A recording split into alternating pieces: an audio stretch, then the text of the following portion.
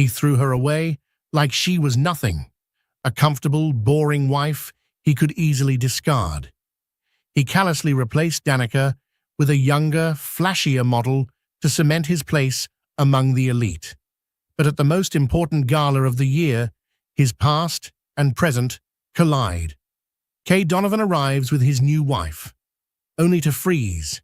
His ex-wife is here, looking like a queen, and a billionaire just kissed her like she's the only woman in the world. Cade didn't just lose a wife. He's about to realize he lost an empire. This is his reckoning. The grand ballroom of the Metropolitan Museum of Art was a sea of glittering artifice, and Cade Donovan was its master.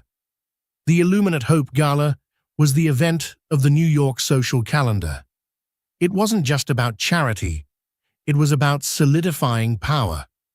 It was a room where billions of dollars were represented in bespoke tuxedos and whisper-thin couture. For Cade, a man who had clawed his way to a managing director position at sterling price before 40, it was a coronation. He adjusted the lapels of his Tom Ford. Beside him, his wife, Sophie, was a vision in white sequined Dior. She was 27, flawless, and she looked at him with an intoxicating blend of awe and ambition. She was, in every way, the upgrade he'd promised himself. "Darling, there's Senator Michelson," Sophie murmured, her voice a professionally smooth honey. "Let's go say hello." His wife loved the photos from the Aspen trip. In a moment, Cade said, scanning the room, he felt a familiar, godlike thrum. This was his world. He'd earned it. He'd taken it. He'd shed every weight that held him back, and his life had become a frictionless ascent. The primary weight he'd shed was, in fact, Danica Gray, his wife of 12 years, his college sweetheart, the woman who'd worked 2 jobs so he could get his MBA, the woman who'd organized his client dinners, remembered his partner's anniversaries, and believed in him when he was just an analyst with more ambition than sense. He'd left her 2 years, 3 months, and 6 days ago.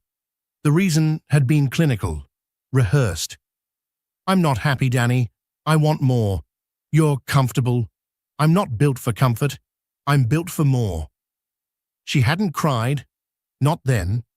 She had just looked at him with those wide gray eyes, her hands gripping a chipped coffee mug, and said, "You'll get it, Cade. I hope you're happy with what more costs." He'd given her a generous settlement. The condo in Park Slope, which he knew had a balloon payment due, the '08 Volvo, and enough to live on for a year if she was frugal. It was a pittance, really, but it was more than she'd ever made on her own. It salved his conscience. He'd walked out of that condo and into a new high-rise with Sophie, his former special projects assistant, and never looked back. "Cade, are you listening?" Sophie's voice had a slight edge. She hated being ignored. "I see him," Cade said, turning on his heel.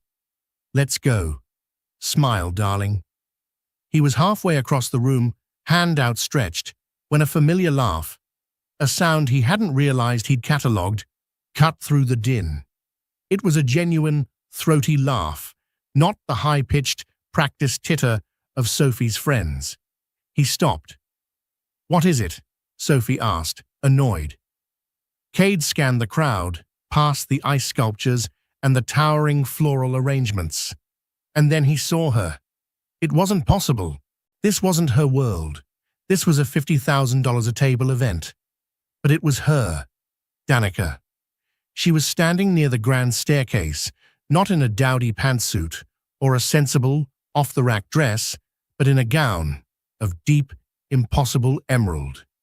It was silk, cut with an architectural precision that clung to a figure he'd never known she had.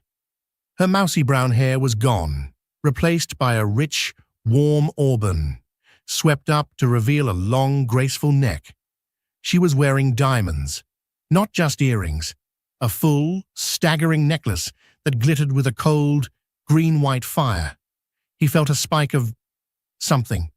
Irritation, annoyance. How had she scammed a ticket? My God, Sophie whispered, following his gaze. Who is that? Cade forced a sneer. That, he said, his voice tight, is my ex-wife. Sophie's perfectly plucked eyebrows shot up. Danica?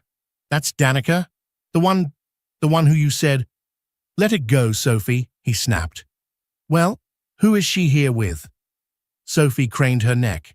She must be someone's +1. A staffer, maybe. Cade latched onto that. Exactly. Probably her boss from whatever little non-profit she's working at. Probably had to beg for a ticket. He watched her, a predator's instinct flaring. She looked different, yes, but she was still Danica. Still the girl who'd checked the price tags. Still the woman who'd rather read a book than go to a party. She was out of her depth, a minnow in a tank of sharks. He even felt a small, magnanimous urge to go over and say hello, to show her his wife, his life, to show her, with pity, what she had lost. But as he watched, a man approached her from the side. Cade didn't recognize him at first. He was tall, with dark hair silvering at the temples, wearing a tuxedo with the nonchalant perfection of a man who has never known a bad day. He moved with a quiet, unsettling authority. The man didn't stop to talk. He simply walked up behind Danica, and his hand, a hand with a simple, heavy gold signet ring, came to rest on the small of her back, on the bare skin, exposed by the cut of the emerald gown. It was an act of casual, absolute possession. Cade's blood ran cold. Sophie gasped. Cade, do you know who that is? Cade knew. The realization hit him like a physical blow. The world's media had been speculating for months.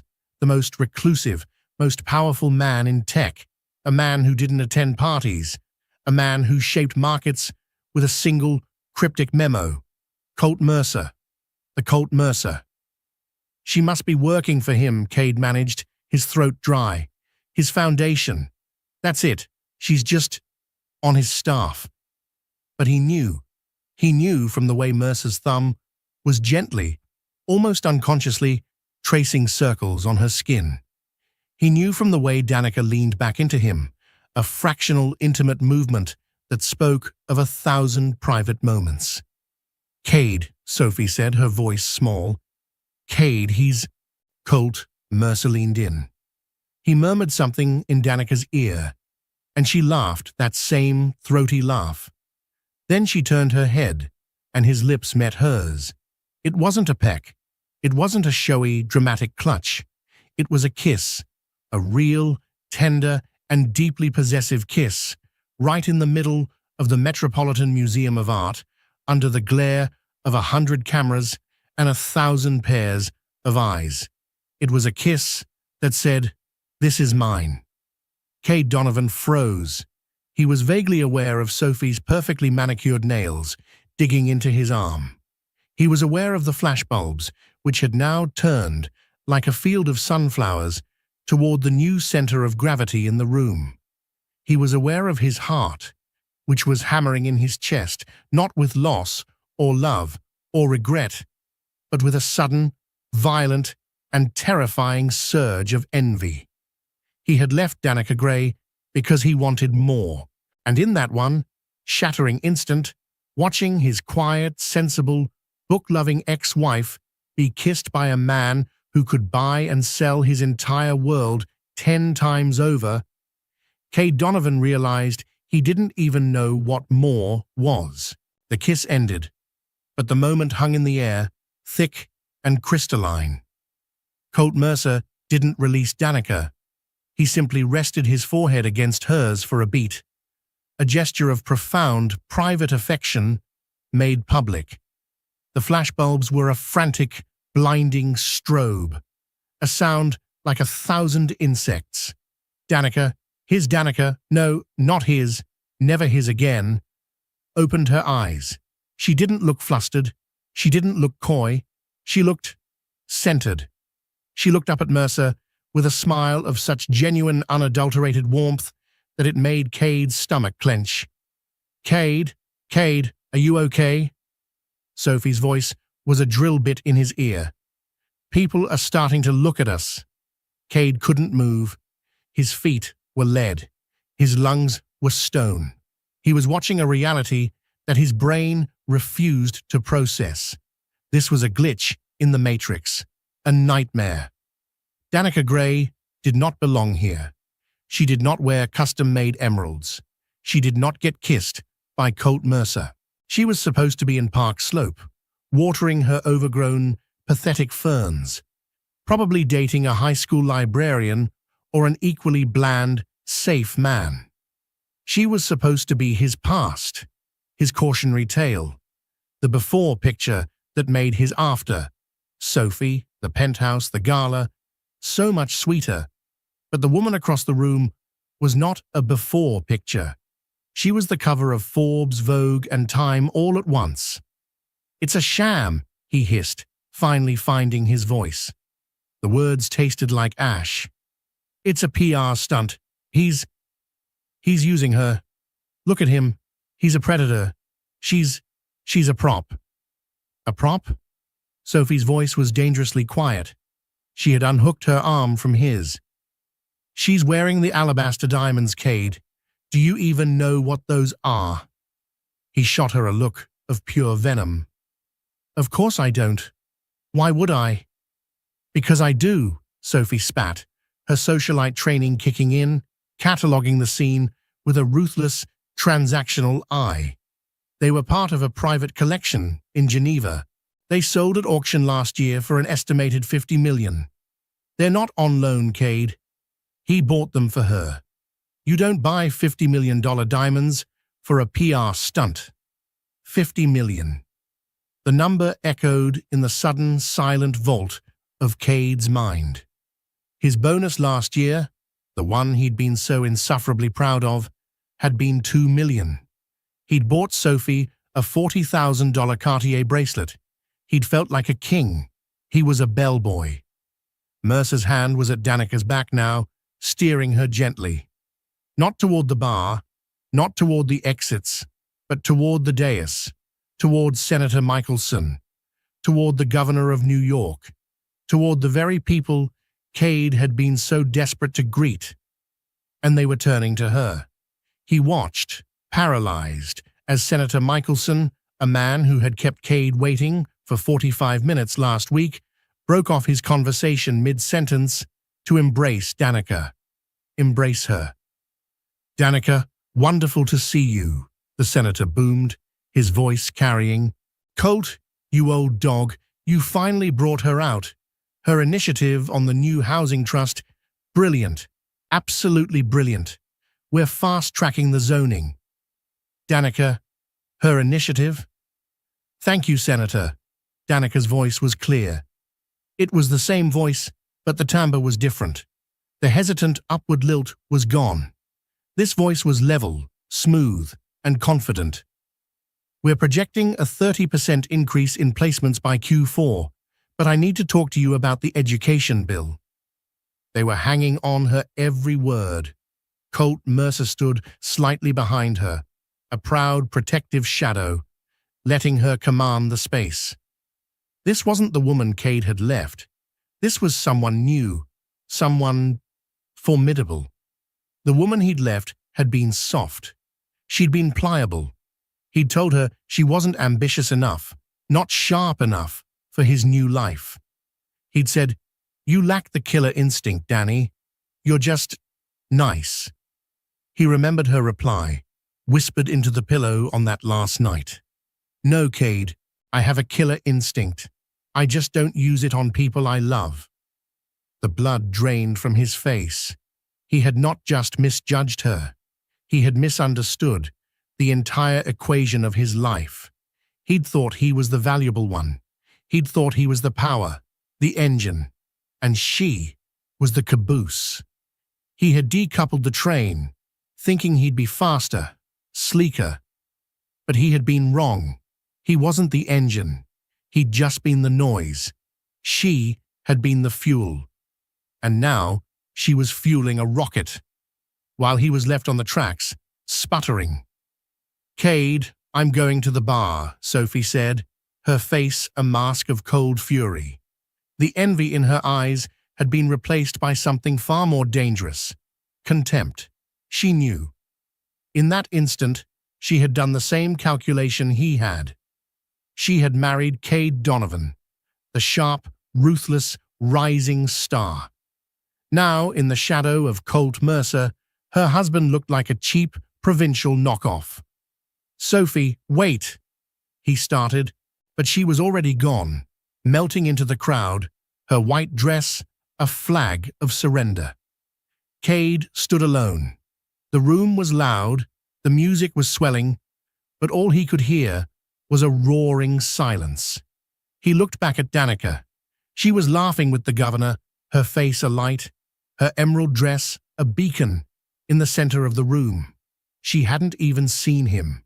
He, Cade Donovan, the master of the universe, was so far beneath her notice that he hadn't even registered as a blip on her radar. It wasn't an insult. It was a simple, devastating fact. He was irrelevant. The realization was not a thought. It was a physical sensation, a sudden hollowing out. It was the feeling of a man standing on a cliff edge, crowing about his dominance, only to look down and realize he's been standing on thin air for the last 2 years. And the fall had just begun. The rest of the gala was a special kind of hell, a slow-motion disaster playing out in agonizing detail. Cade tried to recover. He was a shark.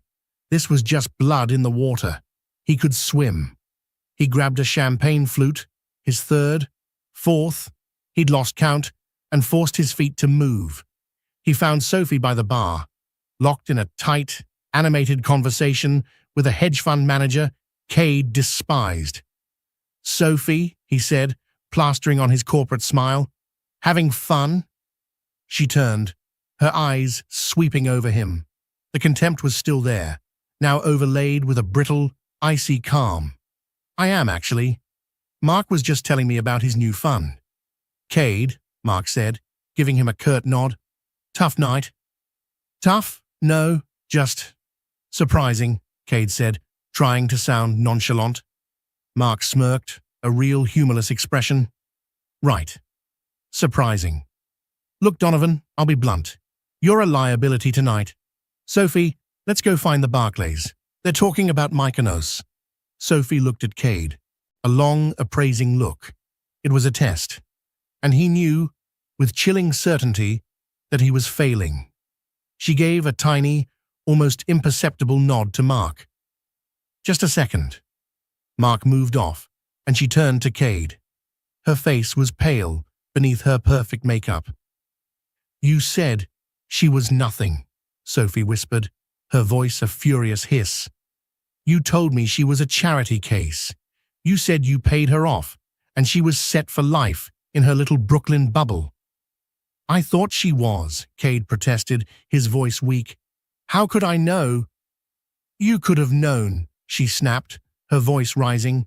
"You were married to her for 12 years. Did you ever know her? Or were you just so obsessed with yourself that you didn't bother to look?" "Sophie, lower your voice."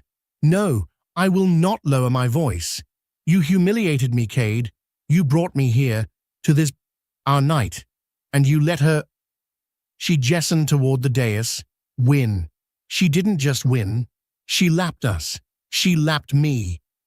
"This isn't about you, Sophie. Oh, it's all about me," she cried, and the raw, transactional truth of their relationship was suddenly bare for all to see. "I hitched my wagon to you. I believed in your ambition. I believed you were the next big thing. And tonight, you look like a fool. And if you look like a fool, what does that make me?" Before he could answer, she turned and stalked away, following Mark into the crowd. He was left alone again, champagne flute in hand, a statue of a successful man. He couldn't leave. That would be admitting defeat. He was trapped, forced to watch the Danica and Colt show. He saw them on the move. They were an undeniable force. Colt Mercer, a man who built worlds from code, and Danica Gray, a woman who, apparently, could charm the world into funding them. He watched as the CEO of a major media conglomerate, a woman Cade had been trying to get a meeting with for 6 months, clapped Danica on the shoulder, laughing at something she'd said. The power imbalance was absolute. It wasn't just that Colt had more money, it was that Danica had more currency. She had respect. She had influence. She had purpose. Cade looked at his own life. His purpose was to move money from one rich person's column to another, taking a cut. His purpose was to acquire things: a younger wife, a bigger apartment, a faster car. He was a man defined entirely by his appetites. Danica, in one evening, had shown him she was defined by her impact. The psychological conflict was a maelstrom. He felt a sudden, desperate urge to talk to her. To what? Apologize? Yell? To demand an explanation for this new, impossible reality? He saw his chance. Colt had been pulled aside by the governor. Danica was alone for a moment, looking at a painting. A massive, abstract Rothko. He started walking. He didn't know what he was going to say. He just knew he had to puncture the illusion. He got within 10 feet when she turned. She hadn't seen him. She was just turning to look for Colt, but her eyes swept the room, and for the first time that night, they landed on him. Cade Donovan, her ex-husband, the man who had broken her. He braced himself for anger, for tears, for a flash of pain. He got nothing. Her eyes met his. There was no hatred, no sadness, no regret. There was a brief, fractional flicker of recognition, the kind of mild, impersonal acknowledgement you give a former colleague you bump into at the airport. And then she looked away. She turned back to the painting, her gaze cool and appreciative. The dismissal was so complete, so profound, that it was more violent than any slap. He didn't exist. He had built his entire post-marriage identity on the idea that he had destroyed her, and that her nothingness was the proof of his somethingness. But she wasn't destroyed. She wasn't even damaged. She was, in fact, bored by him. He was standing, frozen again, when Colt Mercer returned, placing a hand on her back. "Darling," his voice was audible in the lull, "they're ready for our toast." Danica turned, slipped her arm through his, and smiled up at him. "Let's go. I think we've illuminated enough hope for one night." She walked away with him, never once looking back. Cade was left staring at the Rothko, a vast, dark canvas of maroon and black. He felt like he was falling into it. He finally understood. He hadn't just made a mistake. He'd made a miscalculation of such cosmic, life-altering proportions that there was no recovering. He hadn't just traded down. He had traded everything for nothing. He had thrown away the diamond and kept the dust. He turned blind and walked through the crowd. He pushed past a waiter, spilling a tray of glasses. He didn't stop. He walked out of the ballroom, out of the museum, and into the cold, unforgiving New York night. The gala, his gala, was over, and he had lost. The day Cade left, it was raining. A cold, miserable November Tuesday. Danica had been up since 5 a.m. Cade had a major presentation to the board, and she was, as always, his ground control. She'd made his coffee, black, 2 stevia, and laid out his lucky tie, the blue Brioni. She'd proofread his presentation slides at midnight, catching a typo in the EBITDA projections that would have embarrassed him. He'd come into the kitchen of their Park Slope condo, knotting the tie, looking not at her, but at his reflection in the dark kitchen window. "The car is booked for 7:15, she said, sliding a plate with a dry piece of wheat toast onto the marble island. "And I put the revised slides on your memory stick. You were right. The font on slide 12 was off." "Thanks," he'd said, his voice flat. He didn't touch the toast. She'd paused, wiping her hands on a dish towel. A small, cold knot of dread had been forming in her stomach for months. The late nights at the office, the new expensive gym membership, the way he'd started looking through her. "Cade," she said, her voice small, "is everything okay?" He'd turned, and for the first time, she saw that his eyes were empty. The man she'd loved since she was 19, the boy she'd met in the university library, was gone. In his place was this polished, hard, expensive stranger. "No, Danny," he said, and his voice was so calm, so reasonable. That was the worst part. "It's not. I'm not happy." The cliché of it was almost insulting. "Not happy," she'd repeated, the dish towel twisting in her hands. "The presentation? Is it?" "Not the presentation. Us. This." He gestured around the kitchen. The kitchen she had scrimped and saved for, the one he'd criticized for not being minimalist enough. "I'm just not happy, Danny. I want more." "More than what, Cade?" Her voice was trembling now. "We have everything.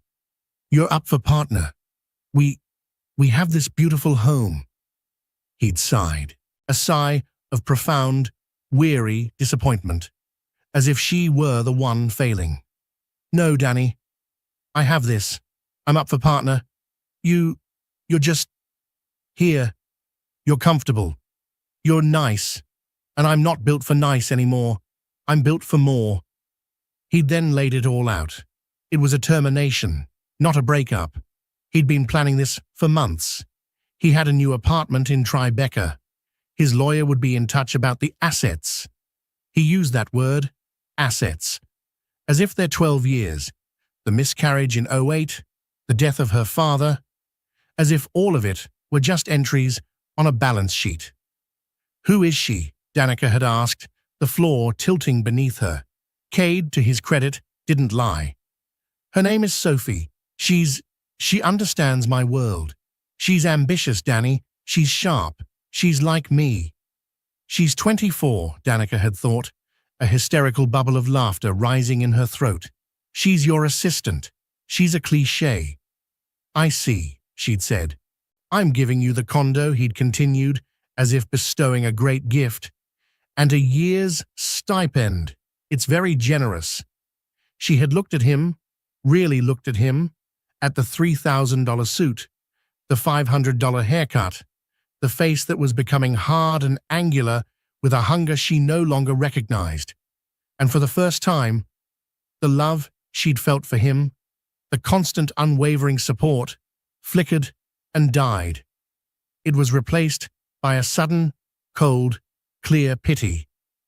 "You'll get it, Cade," she'd said, her voice surprisingly steady. "I hope you're happy with what more costs." He'd left. He'd taken his briefcase and his memory stick with her corrections and walked out. She'd heard the swoosh of the elevator doors. Then, and only then, had she slid to the cold, Italian tile floor and shattered. The next 6 months were a blur of lawyers, forms, and a silence so profound it was a physical weight. Cade's generous offer was, as her lawyer, a weary, kind woman from a pro bono clinic, had pointed out, a trap. The condo's mortgage had a massive balloon payment due in 8 months, which Cade had forgotten to mention. The stipend was just enough to cover the utilities and taxes. He'd structured it so she would be forced to sell, and sell cheap, probably back to a holding company he owned. It was a performance of cruelty so meticulous, it was almost art. She'd lost the condo. She'd lost the life she knew. She'd lost herself. She'd ended up in a tiny, 5th-floor walk-up in Astoria, subletting from a student. She'd sold her mother's jewelry to pay for the deposit. She spent her 35th birthday eating instant ramen and watching Cade's new life on Sophie's Instagram feed. Sophie, living in her life, wearing a new, bigger ring. Danica had cried for a week, a raw, gut-wrenching animal grief. And then one morning she'd woken up. The sun was streaming through the grimy window of her sublet, and she was just empty. The grief was gone. The love was gone. The anger was gone. All that was left was a cold, hard, glittering stone of resolve. She'd been a support person her whole life. She'd supported her sick father. She'd supported Cade's ambition. She was done. She had a degree in art history and non-profit management from Columbia. A degree she'd put on ice to be Mrs. Donovan. She'd dug out her old dusty resume. She'd looked at it. It was pathetic. Wife, hostess, personal assistant to Cade. No more, she'd whispered to the empty, ramen-filled room. She'd thrown out the resume and started fresh. She didn't list her skills. She listed her accomplishments. Managed and executed over 50 high-stakes client events, fostering key relationships for Sterling Price partners. Researched and identified strategic philanthropic opportunities, aligning corporate values with community outreach. This was the charity work Cade had let her do. Oversaw all household operations, including complex financial planning and asset management. This was being a wife. It looked impressive. It looked real. She'd applied for 3 jobs. A low-level grant writer at the new Mercer Foundation was one of them. She'd gotten an interview. She'd walked into the Mercer Foundation's gleaming, minimalist downtown office, wearing her one good suit, which was now 2 sizes too big. The interviewer, a sharp woman named Maria, had looked at her resume. "Mrs. Gray," she'd said, "you have an interesting work history. You've been out of the official workforce for 12 years. "I haven't been out of the workforce," Danica had replied, her voice clear and level. "I've been running a high-stakes, unpaid domestic and social corporation for a man whose success depended on it. I am an expert in logistics, crisis management, and diplomacy. You're looking for a grant writer. I'm looking for a place that values results. I can do this job. I can do it better than anyone." Maria had stared at her, and then slowly, she'd smiled. "When can you start?" Danica's first year at the Mercer Foundation was a brutal, exhilarating renaissance. She wasn't just a grant writer. She was, as she had promised, an expert in logistics, crisis management, and diplomacy. She worked with a quiet, desperate ferocity that the other, younger staffers mistook for ambition. It wasn't ambition, it was survival. She was the first one in, the last one out. She didn't just write grants, she tore them apart. She found the why behind every proposal. She discovered that the Foundation's Housing First initiative, a pet project of Colt Mercer's, was leaking millions into bureaucratic red tape. She spent 3 weeks, fueled by stale coffee and a burning need to build something, drafting a new proposal. She didn't just identify the problem, she proposed a solution. A new, vertically integrated system that cut out the middlemen and used the Foundation's tech resources to connect the homeless directly with services. She'd bypassed her immediate boss and sent the 40-page memo directly to Maria. She'd expected to be fired. Instead, she'd been summoned. Not by Maria, by him. Colt Mercer's office was not what she expected. It was not a sterile glass box.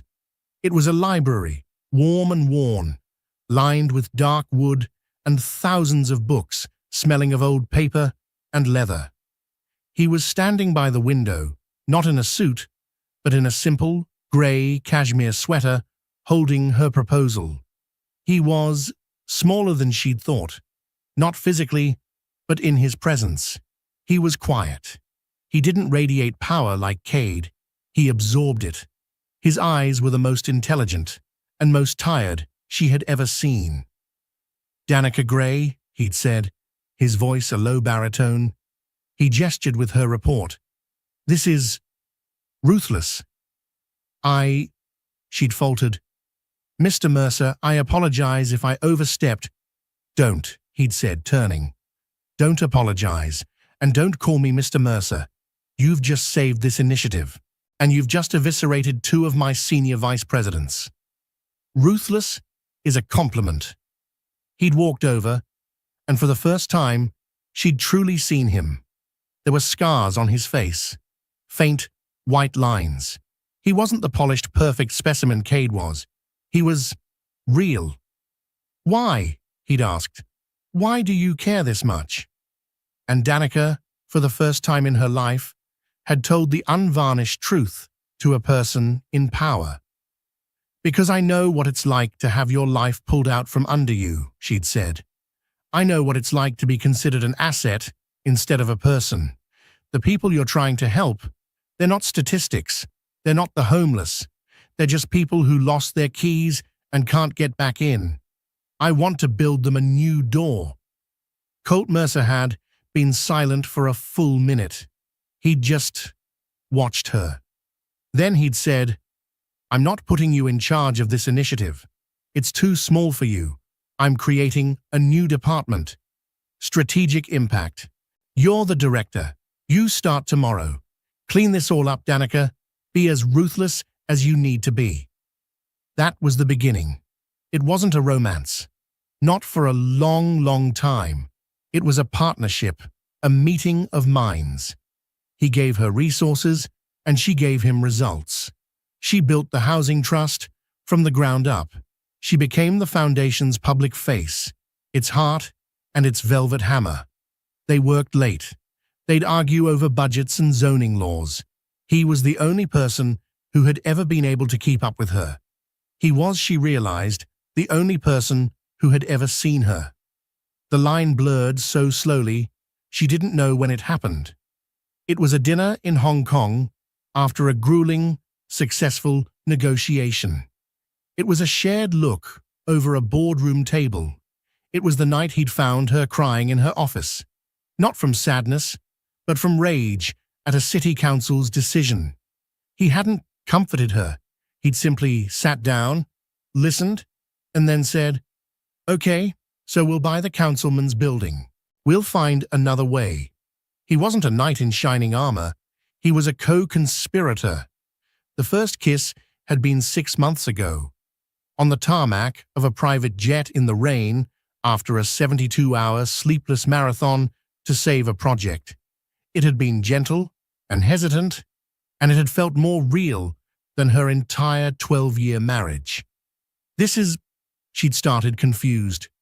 "I know," he'd said, his eyes searching hers. "And it's okay. We have time. We have all the time." He was patient. He was kind. He was everything Cade pretended to be, but wasn't. And then, the gala. "Are you sure you're ready for this?" he'd asked her, as he'd fastened the alabaster diamonds around her neck. The cold weight of them was a shock. "It's the Illuminate Gala, Colt. It's Cade's world. He'll be there, with her." "I know," he'd said, his hands resting on her bare shoulders, his gaze meeting hers in the mirror. "This isn't about him. This is about us. We're tired of hiding, and I want to show you off. I want the whole world to see what I see." "And what's that?" she'd whispered, her reflection, a stranger in emeralds. "The single most brilliant, resilient, and beautiful woman I have ever met. The why behind everything I do." Walking into that gala, she hadn't been scared. She'd been ready. She'd known Cade would be there. She'd been prepared for the confrontation. But when she'd finally seen him, across the room, with Sophie on his arm, his face a mask of smug possession, she had felt nothing. The last tiny, flickering ember of her old life finally went out. He wasn't a monster. He wasn't a regret. He was just a man she used to know. When Colt had kissed her, it wasn't for the cameras. It wasn't for Cade. It was for her. It was a sealing of a promise, a public declaration that she was, and always would be, protected. It was, she'd realized, the first time in her life she'd ever felt truly, completely safe. It wasn't revenge. It was closure. The car ride back to the Tribeca penthouse was a silent, suffocating ordeal. The Maybach was usually Cade's sanctuary, a bubble of brushed aluminum and black leather that insulated him from the world. Tonight, it felt like a coffin. Sophie sat on her side, as far from him as possible, staring out the window, her face a rigid, furious profile. "Sophie," Cade tried, his voice hoarse. "Don't," she said, not looking at him. "Just don't." The doorman, in his obsequious, gold-braided uniform, opened their doors. Cade and Sophie walked through the cavernous, empty lobby, all marble and cold, modern art, without a word. The elevator ride up was 60 seconds of agonizing silence. The apartment was sterile, white on white, with floor-to-ceiling windows overlooking a city that now felt like it was judging him. Sophie walked straight to the bar, his bar, and poured herself a large, neat vodka. She tossed it back in one gulp, wincing. "So," she said, slamming the crystal tumbler down. "That was a night." "It was a setup," Cade said, grasping at straws. They did it to humiliate me." Sophie let out a short, barking laugh. "Oh, Cade, you still don't get it, do you? You really think you were that important? You think Danica Gray and Colt Mercer structured their entire public debut around you?" She shook her head, pouring another. "My God, you're a child. You're not on their radar. You're not on the radar. You're just the bug on the windshield of their life. You're on my side, remember?" he snarled, finally stung. "Am I?" she asked, whirling on him. "I'm on the side of winning, Cade. I thought that was your side too. That's what I signed up for. The man who gets what he wants, the man who takes no prisoners." She gestured wildly. "But the man I saw tonight, he just stood there. He froze. He let his little mousy ex-wife waltz in and end him, without saying a word. What did you want me to do, Sophie? Cause a scene? Challenge him to a duel?" "I wanted you to be the man you said you were," she screamed, the vodka hitting her. "I wanted you to be the man who wouldn't be in that situation, the man who would have known. But you were married to her for 12 years and you didn't even know she had a brain." The words hit him, a stunning echo of his own fears. "You married me because I was 25 and looked good on your arm." She was sobbing now, mascara running down her perfect cheeks. "And I married you because you were a rocket. I thought you were going to the moon." She wiped her nose, a ragged, ugly gesture. "But you're not. You're just a guy in a suit. And she's with a man who owns the moon. And you know the worst part, Cade?" She walked right up to him, her eyes red and furious. "The worst part is she's not even that pretty. She's just smart. And he saw it. And you, who are supposed to be so brilliant at valuing assets, you missed the biggest one of your life." She was right. The transactional, brutal truth of their marriage was laid bare. It was a sham. It was a merger of his ambition and her beauty, and a bigger, better offer had just walked into the room and rendered their entire partnership insolvent. "So what now, Sophie?" he asked, his voice hollow. "You going to leave me? Going to go find your own billionaire?" "Maybe," she said, her voice dropping to a cold, speculative whisper. "Maybe I will. I'm not going to be the before picture in your sad sack life, Cade. I'm not going down with your ship. There is no ship going down, he roared, a last desperate act of defiance. Isn't there? Sophie said, with a final pitying look. Look around, Cade. We're in a white, empty box, with nothing but a view, and it's a long, long way down. She picked up the vodka bottle and her glass. I'm sleeping in the guest room. My lawyer will be calling your lawyer. We need to reevaluate the post-nup. The post-nup? The one you made me sign. The one that said my allowance was contingent on your continued career success and social standing.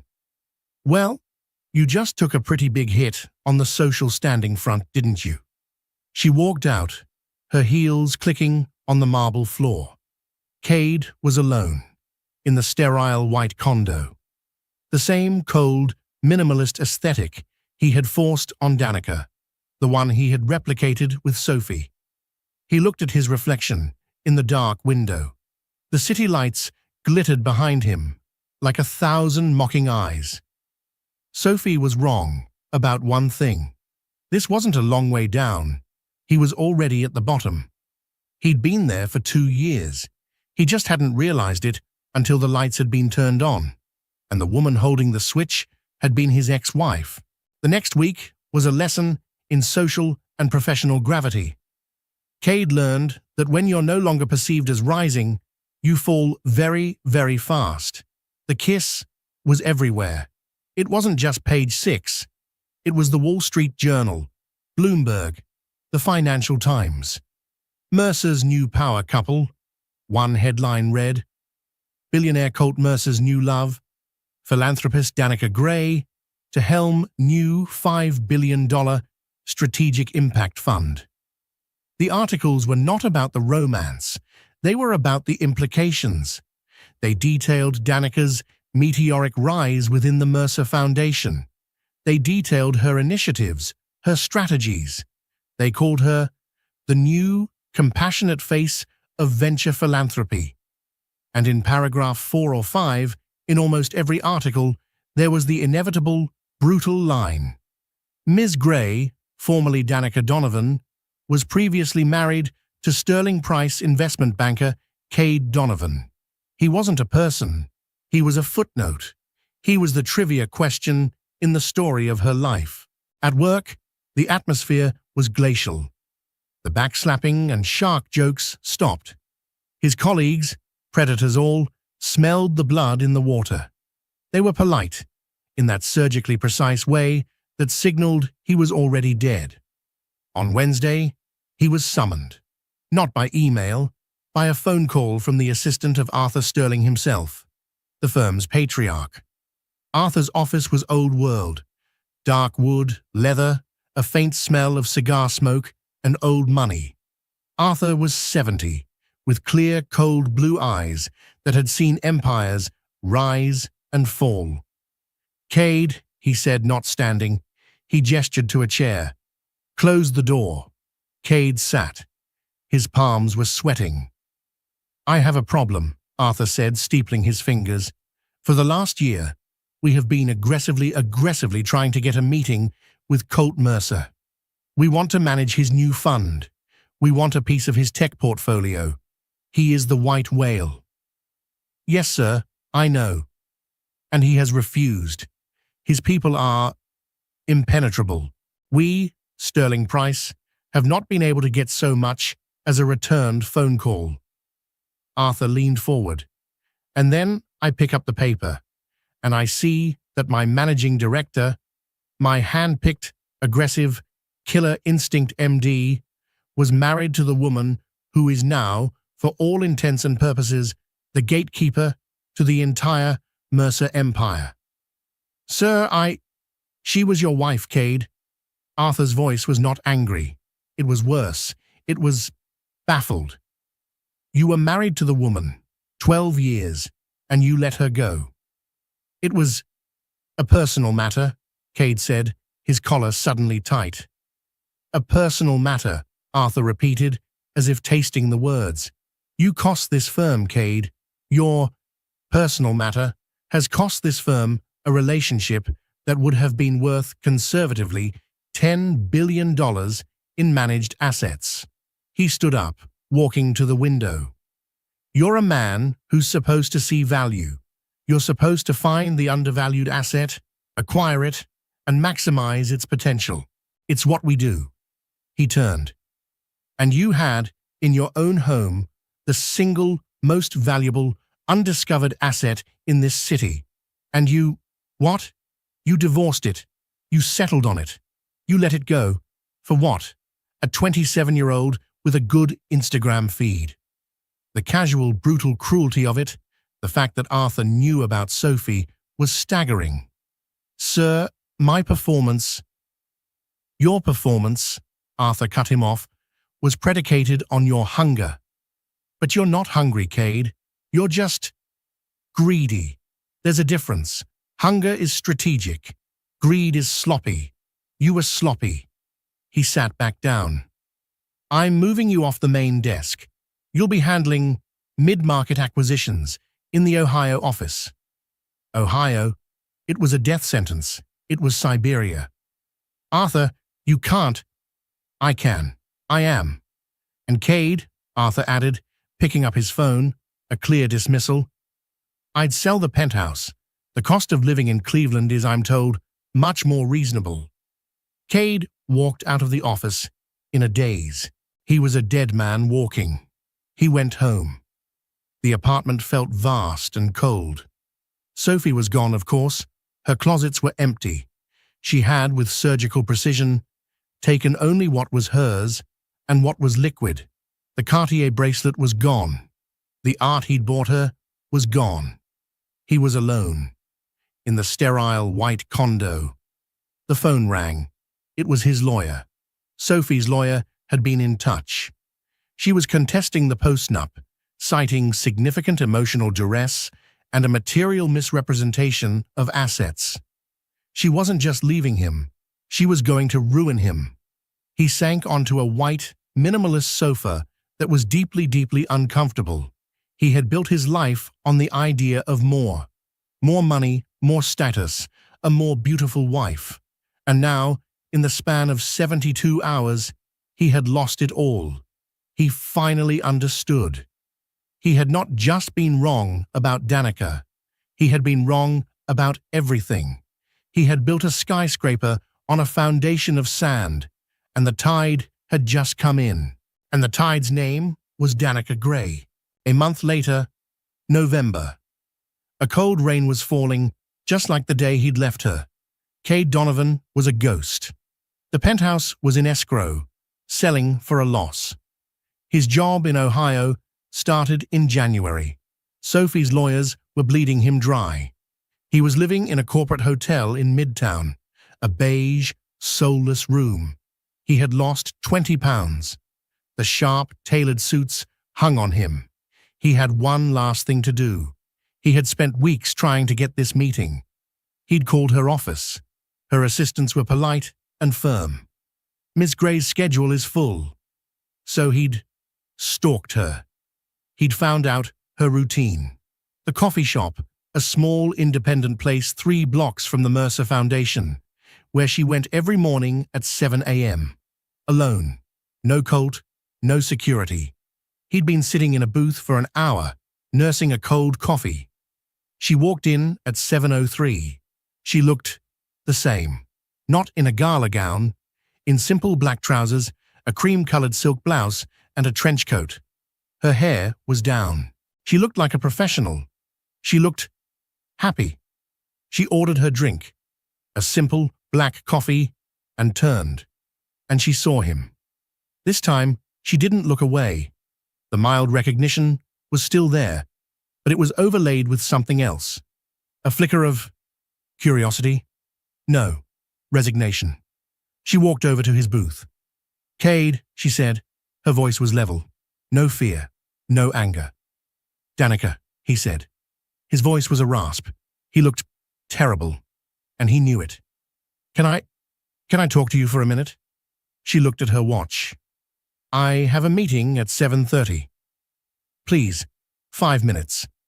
She sighed, a small, impatient sound, and she slid into the booth opposite him. He looked at her, the face he had slept next to for 12 years. It was the same, but different. The lines of exhaustion were gone. The hesitancy was gone. She was clear. She was solid. He started. He'd rehearsed this, but the words were gone.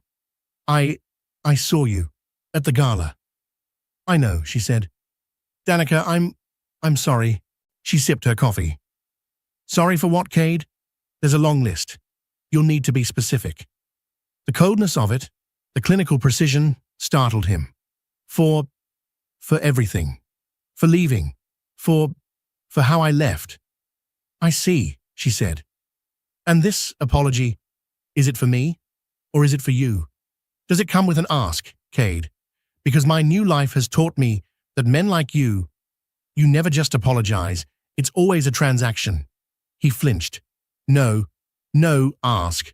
I needed to tell you, I didn't know what I was capable of. She finished for him. She smiled, a small, sad, humorless smile.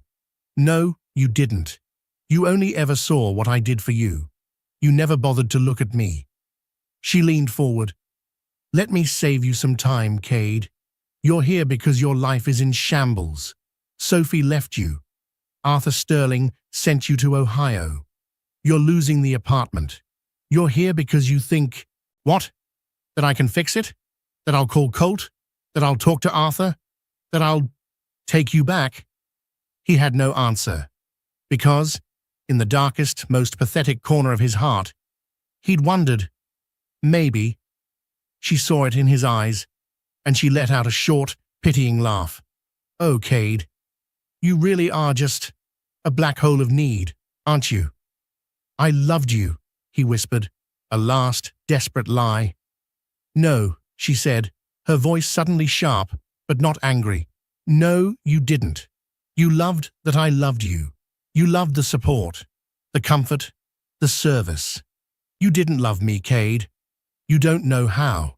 The old me, the one who packed your lunches and proofread your reports and planned your life, you despised her. You told me so. I was wrong, he choked out. Yes, she said, you were, but that's not the point. She gathered her things. You don't miss me, Cade. You miss what you lost. You miss the idea of me, now that I'm valuable, in your world. You're here because you made a bad trade. You're a banker after all. You hate a bad investment. She stood up. I'm not angry anymore, Cade. I thought I would be if I ever saw you again, but I'm not. I'm grateful. He looked up, stunned. You set me free, she said, pulling on her trench coat. You were a terrible, cruel husband, but you were the catalyst for my entire life. The worst thing you ever did to me was the best thing that ever happened to me. This was the final blow. Not her anger, not her hatred, her gratitude, her complete and total indifference to his suffering. I have to go to work, she said. Goodbye, Cade. I really hope you find what you're looking for, but I don't think you even know what it is. She left. She dropped a $10 bill on the table to pay for both their coffees, an act of casual final charity. Cade Donovan was left alone in the booth. The rain hammered against the glass. This was his redemption. It wasn't a reunion. It wasn't forgiveness. It was this, the quiet, agonizing, empty room, the full, crushing knowledge of his choice. He had to live. He had to go to Ohio. He had to learn to be a person, not just a predator. He had to build a life, just as she had. But he had to do it alone. He stood up, pulling on his own, much too expensive coat. He walked out of the coffee shop into the cold November rain, and for the first time in his entire hollow life, he began the long, hard walk toward becoming someone real. Danica found her worth, and Cade found his reckoning. What do you think of his final moment? Was it justice or just the beginning of a new, harder journey? Let me know your thoughts in the comments below. This was a story of hidden power, betrayal, and the kind of redemption that doesn't always look like forgiveness. If you loved this full-length emotional story, please hit that like button, share it with a friend who loves a good drama, and don't forget to subscribe for more stories just like this every week. Thank you for listening.